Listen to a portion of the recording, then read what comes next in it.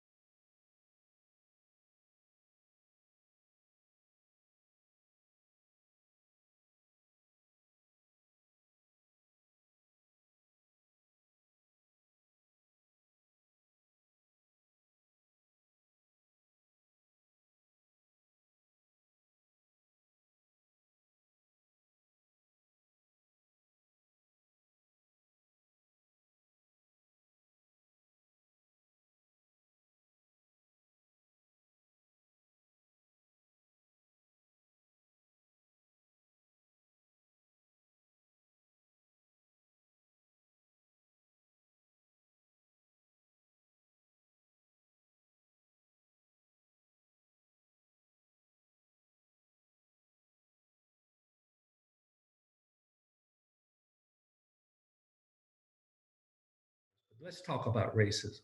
Yeah. I think racism is a problem in our country today, Jesse.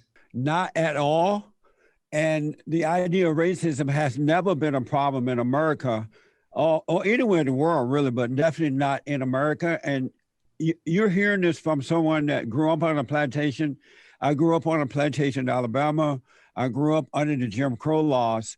And there was no mention of so-called racism because during those days, Black people understood that our battle is a spiritual battle. It's a warfare between good and evil, right versus wrong.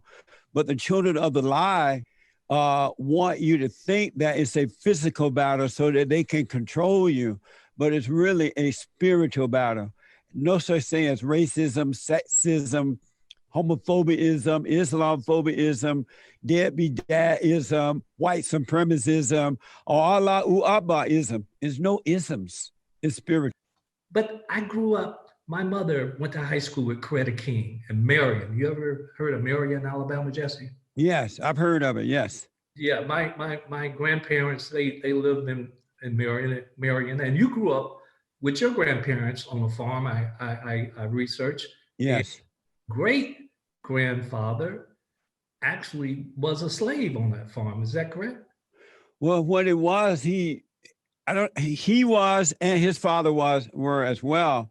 And when my great grandfather took over the plantation, and he ran it, and then after him, his sons ran it. My grandfather ran it until the day that I left. My grandfather was in charge of that plantation. So I grew up on a dirt road with an outside outhouse. Yes, me too. Well, man, we grew up with the same conditions. The difference is that I integrated elementary school, junior high, and high school. Yeah. I've been beaten, I've been spit on, I've been electrocuted by state troopers. I've been laughed at in school and made fun of. And to hear you say that you didn't feel racism, I don't feel that way. I've seen the KKK rallies. And to me, racism is just a simple thing. It's when I think I'm better than you. I keep everything to the simplest form. I think I'm superior to you. Listen to Matt. Your host, Tom Solomon.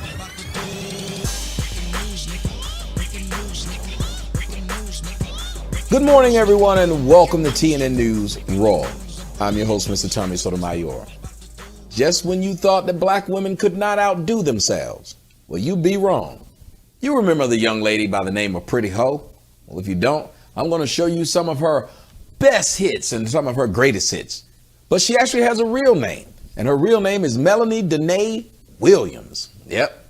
She's an actual prostitute who actually gets on Instagram and actually has a large following, just like a few more hoes on YouTube and the internet and all of that. These whores have a large following.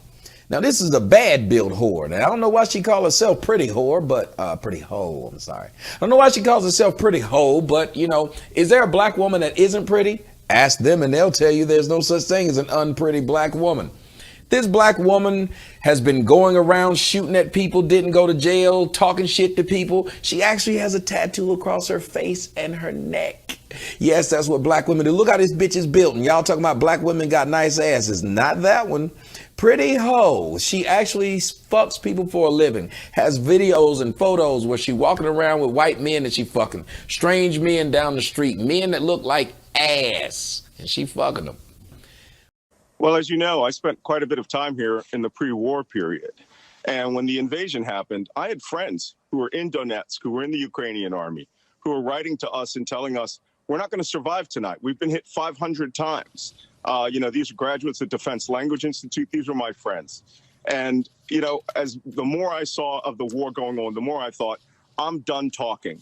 All right. It's time to take action here. So about a month ago, I joined the International Legion here in Ukraine, and I am here to help this country fight, you know, what essentially is a war of extermination. This is an existential war, and Russia has bought it to these people, and they are mass murdering civilians. And there are people